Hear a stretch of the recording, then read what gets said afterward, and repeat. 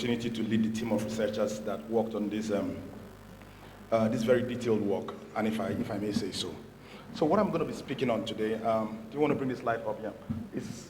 I decided to name this. I mean, it's a different title on the agenda, but I decided to name it differently. I called it "Crimes Happen Here," because after getting the reports from the researchers and studying every single one of them, this is what struck me, that the 2023 general elections in Nigeria, at least in the states I worked on, what's crime scene?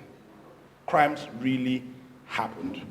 And so I'm going to be looking at evidence which we gathered from Nigeria's 2023 elections. So this is better, so I can also see the slide. First and foremost, so what I'm doing here is basically a presentation that covers a summary of the research and the report, which we'll get at the end, maybe a bit later this morning. So the objectives were pretty simple, right? To ascertain the authenticity of reports of various malfeasance around the 2023 elections bordering on hate speech, electoral violence, and other related offenses. The second was to present detailed analysis, detailed narratives, including the context of each of those documented cases. The third is to make exploratory preliminary suggestions relating to the applicability of laws towards each of those instances. So that's basically the objective. And it's important that, people are going to ask questions like, why do we need research to certain states and to certain cases? So it's important to put this in the methodology clearly. So the first thing is that we collected this data from the ICEA's reporting framework, which Atrocities has already spoken about. It's a group of people interested in monitoring the 2023 elections. A portal was set up, and these persons collected and uploaded data into a portal. This data is what was given to researchers to research, based on those particular incidents, right? A total of 29 incidents. Yep. This doesn't work. We covered the following states in this research. We covered Imo State, Lagos State, Abia State, Anambra State, Enugu, and Ebonyi states. Now, the choice of those states, it's basically the decision of global rights and the community of practice, right? But I think that these were the states where we saw the most prominent and, basically jump out cases. These were the states we found this, and we decided to cover these states.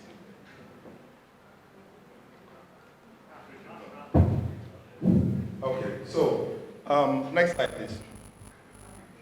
It feels really odd, turning back and forth.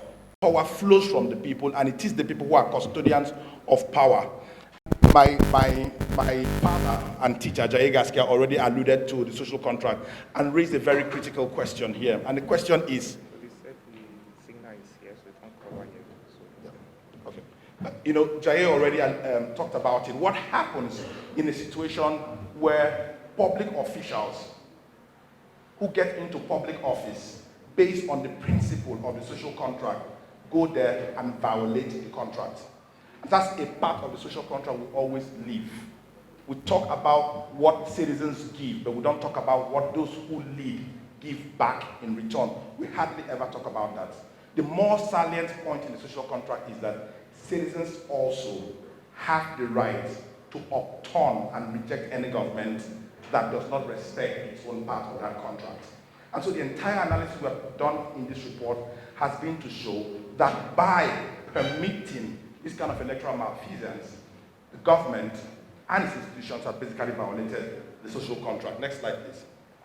Okay, so the report contains a section that gives some kind of narrative on the evolution of elections in Nigeria, and talks about from colonial times, 1922, when the Clifford's Constitution was introduced, with limited, very, very limited rights for Nigerians at that time to vote. And then, of course, there was the 1964 Constitution. Jai, why are you laughing? Jai and okay, you shouldn't sit together. 1964 Constitution, which gave some kind of limited rights, 1964 was the first time that reasonable elections in Nigeria were conducted. And 64 was a time where regions were separated, and regions had a level of autonomy, to conduct their own elections. My argument in this section of the report is that at every point in time, especially in independent Nigeria, that we went into elections, we always ended up coming out of those elections with a situation that is worse. With a situation that is worse than when we went into the election. So in 1964, for example, we came out with very deeply flawed elections that led to the military coup of 1966. In 1983, for example, we had very highly flawed elections that led to the military coup of the first coming of the Buhari. In 1992, we had deeply flawed elections that did not result in a civilian presidency, even when it was said to be the freest and fairest. That election was flawed, essentially not in the voting, but essentially in the fact that the full spectrum of an electoral process was not completed. It was truncated at the end. And that basically is what gave us Sani Abacha and his dictatorship. Of course, 1999, we had an election which we can say arguably brought a democracy in Nigeria that looked almost exactly like the dictatorship we saw previously. And from 2003, in Nigeria, we have seen elections that have been consistently militarized. I live in Port Harcourt and I can tell you about the 2003 elections. Prisons were opened and convicts were given funds to prosecute the election. And that's the word that is used, prosecute the election, as if the theater of warfare. And we have seen this system deteriorate consistently. And going back to my first slide about the social contract, the key element is that in each of these instances, where elections have been, the principles of democratic elections have been violated, where atrocities have happened around elections, where people have been killed. In 2011 elections, up to 800 people were killed when there were protests after the election in about 11 states in Nigeria. Protests after the election, about 800 people documented were killed. More than 1,000 actually died, in fact. The funny thing is that it is reported that about 65 people thereabout were arrested. But up till now, we're not aware of anybody who was prosecuted for those 2011 killings. Every single election, the least intense election in Nigeria was reported deaths were 100. We've seen as much as 800, 300. Every election, people die. Properties are born, carnage is unleashed, and yet nobody is prosecuted. And that's why after every election cycle, the next one seems to get even worse. In Rivers State in 2015 and 2023, they are the guys in power now. They are the guys literally, they are the guys in office holding sway at this moment. And that's because they were not sent to where they were supposed to be after committing the atrocities in 2015, which is the prison. Next slide, please. Okay, so the 2023 elections were marked by intense political competition, widespread participation, and I don't mean participation in the sense of voting, but that people, young people, Nigerians joined political parties, joined rallies, raised funds, just became active in deciding who leads their country. But we noticed a series of malfeasance around the election, and we have categorized them in the report you will get under the three following headings. The first is hate speech and fake news, very prominent in 2023. The second is voter and voter suppression, right? Violence and voter suppression. And the third is ethnic profiling and discrimination. Next slide. So for the course of this presentation, I have decided to limit the different thematic areas to just a few, because if I decide to present all, we probably will not leave here today. So for fake news, so what I've done is pick a few instances that I think, a few instances that spread across all the states that I worked on. So the first one is on hate speech and fake news. There is this thing that happened around Lagos State. Don't forget that during the presidential elections in Lagos State, it was a very keenly contested election, keenly contested along ethnic grounds, ethnic lines between the Yoruba and Igbos, right? And in the space of that election, a narrative emerged that Lagos is no man's land. Yeah, Lagos is no man's land. And it was attributed, we know that the first person who ever used that phrase, Lagos is no man's land, I think it's actually Jakonde, from my research. A former Lagos State governor is the one who first used that phrase, not any Igbo person. Actually Jakonde, right, who first used that phrase. But in this election, that phrase was weaponized and was credited to Igbos, that it was the Igbos in Lagos State who declared Lagos a no man's land, and they were able to sell the narrative to the Lagos populace that the Igbo people who are intruders were actually trying to seize the initiative.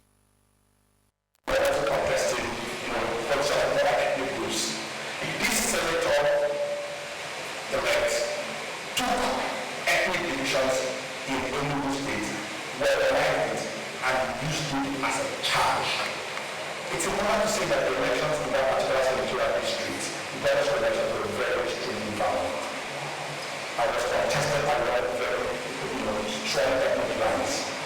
It is possible to say that it was the cause attributed to the King Israel that led to that very divisive election in that senatorial district.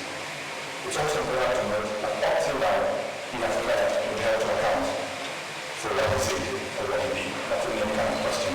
Next slide, please. The next thing which I took up is that there is actually something like a situation room for mining and distributing misinformation. In the course of my research, I stumbled on a BBC interview released in July 2022. It's an interview, it's a document on it, and it's also a documentary on it.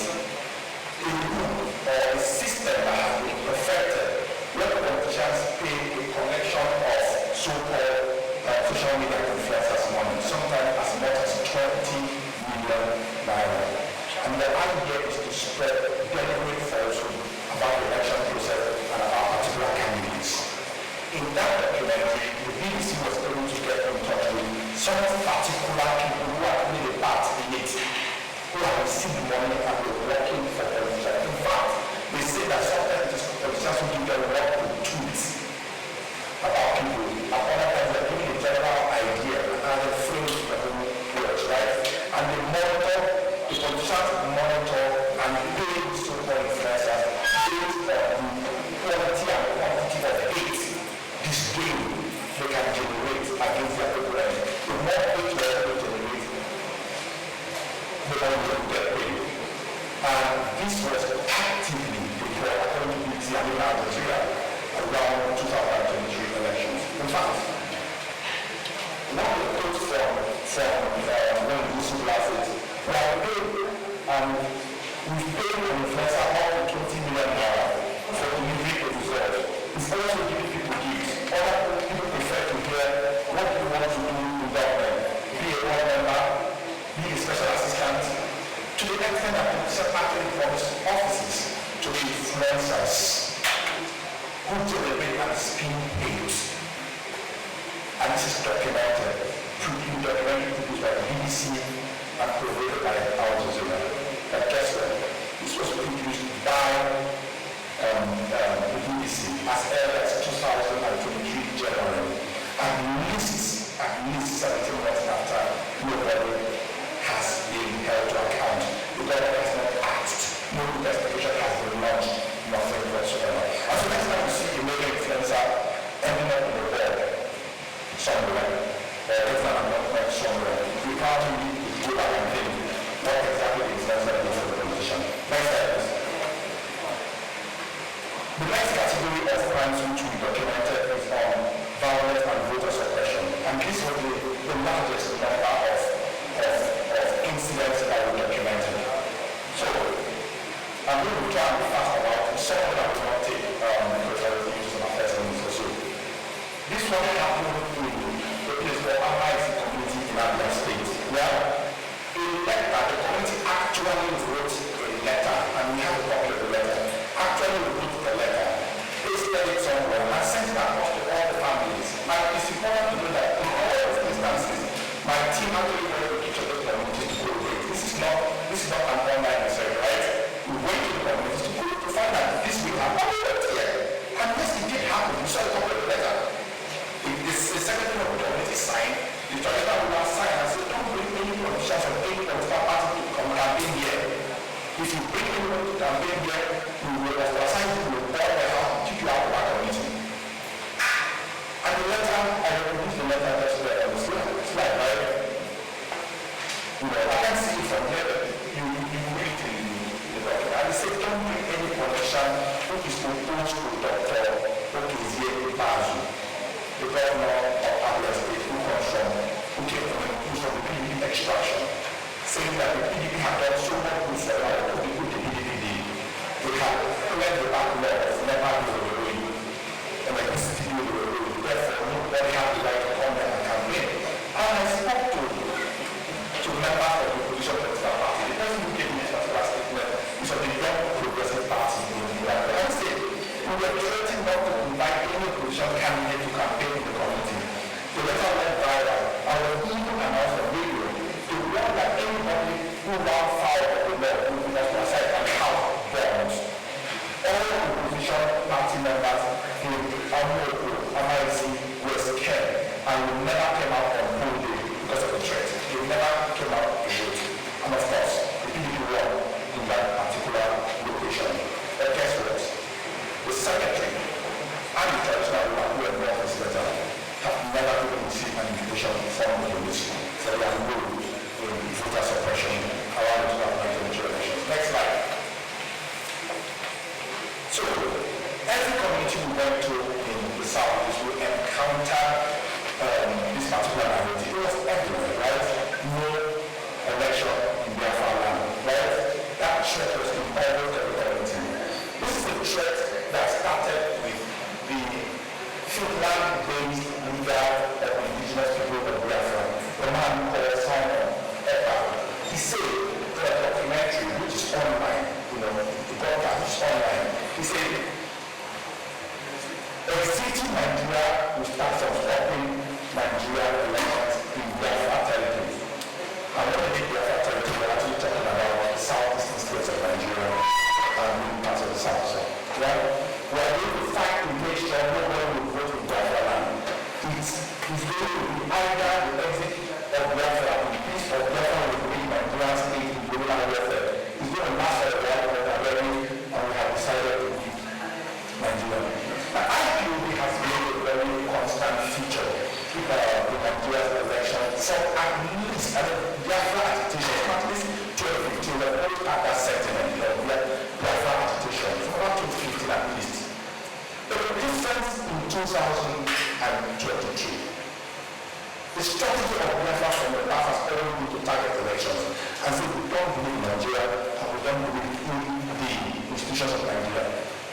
In fact, sometime in 2012, Biafrans actually started using some Southeasterners started using the old Biafran pounds in markets.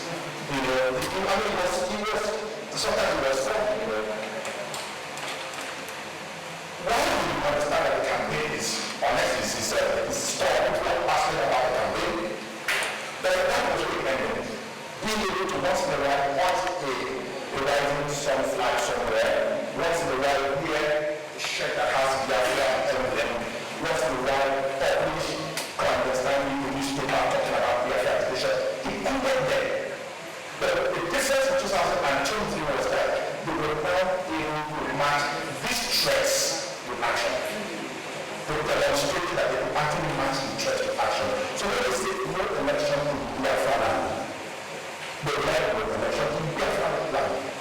They were able to bomb scores of INEC offices. They bombed improvised explosive devices, they built Sierra cars, and by the way, Sierra cars are their weapons for that to use. I think because Sierra cars open those ways. Right? So Sierra, every report I got about Sierra cars, Toyota Sierra vehicles in use. They have the capacity to manufacture improvised explosive devices, petrol, and they actually were able to attack and burnt them. Right? You heard about that case where a hunter found PVCs belonging to voters in Anambra State in the bush. Yeah. In the report you see, we also investigated this case, right? We investigated it. It turns out that INEC claims that those PVCs were actually PVCs that unknown government stole when they stopped different INEC offices in Anambra State, and we have done it in the government. That incident actually existed because we went as far as talking to the reporter of Authority FM who received the PVC from the hunter. And the man said, the only thing I can tell you is that yes, it was me, yes, I received it, no one will speak about it again because I checked my family. Yeah, you better say, we never speak about this matter again. And our answers were talking about that matter. But anyway, the point I'm trying to make is that they were able to demonstrate capacity. So we documented several instances where IPOB members will storm the police station, squads of police in a place like a park and an Anambra State near Onitsha, burn police stations here and there. The 343 police station in Onitsha, burn it and so on. We were able to actually attack police stations. In one instance, the storm will open the cell and release prisoners. They had the capacity to actually do that. They were able to match threats with actual action. And it's important to note that every time they stormed an INEC office or a police facility, they kept shouting, no election in Biafra land. And that was why no election in Biafra land. You will see these posters they made with the photograph of Nnamdi Kanu, no sign of paper, with no Ojukwu of blessed memory, and a few other, people that say no election in Biafra. These are terrible.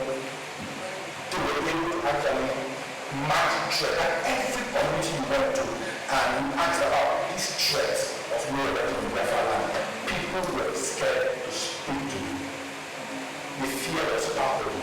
Okay? So 3 groups primarily have been involved in this particular line of atrocity. The first is IPOB, of course. There's another thing called unknown government, like when you buy it on unknown. And there's another one called Eastern Security Network, ESN. Sometimes you don't know who is doing what. The point of that is the same modes of family and the same call no election in Biafra. Next slide. The case involving the gentleman from the state officer Bernard Odo. It's a very interesting case. Professor Bernard Odo was the election candidate of the World Progressive Grand Alliance in the state. At least twice, the assassination attempts on him. 2 times to try to kill. In fact, on one particular occasion, his car was removed. This driver was looking to the back of the bullet they shot, killed the driver. At least 5 people have died in his company along the election. And every time there was an attack, he blamed people with argue. That he would argue is the security framework established by the state government in the state to provide security, like Rivers the West Point and happening all the watch. So the state government created and supported security outfits called the Rwanda. And every time there was an attack, the government blamed the ceremony, the government transparent, blamed the argue. In 2022, he was attacked in Ibuko community, ZLA, and so on. For me, every time the professor blamed the Bible, the government will be the first to come out and defend the Bible.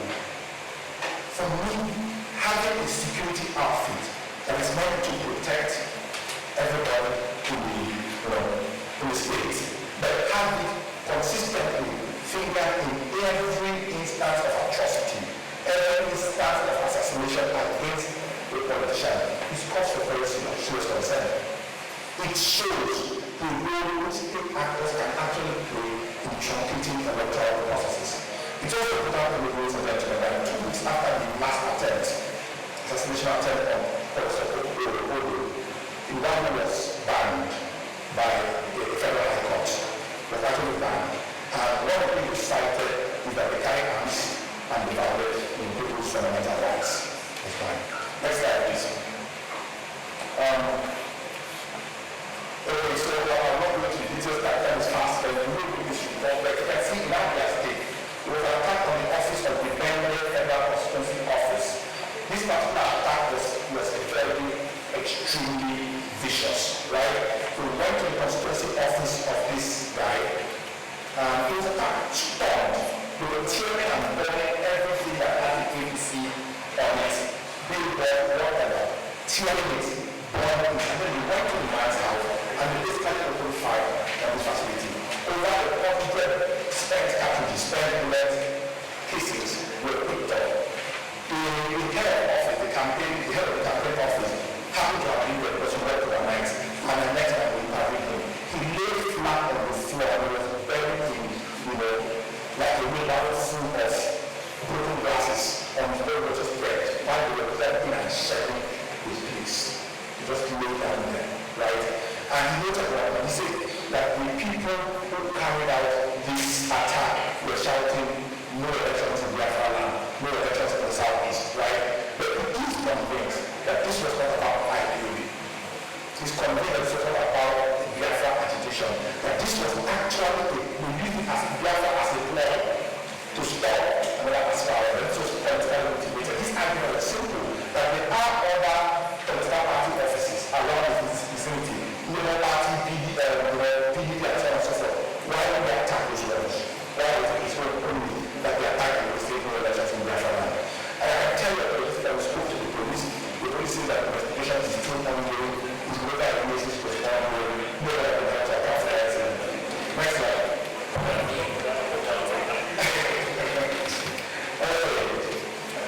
This is exciting, yeah? The clash between PDP and APC talks and I hate to consume Lagos State. So we know that this video surfaced online, basically showing this clash. In the video, somebody walking in the shop used a mobile phone to film, and there was a massive camera. In the video, you could see people close their shops, you see vehicles coming back and running away. And it's important to note that in every instance of this research where we got the video, we got forensics experts to determine the validity of that video, because we never start working on the video that was fake. Every video we worked on was certified that it's an original copy wasn't fake, right?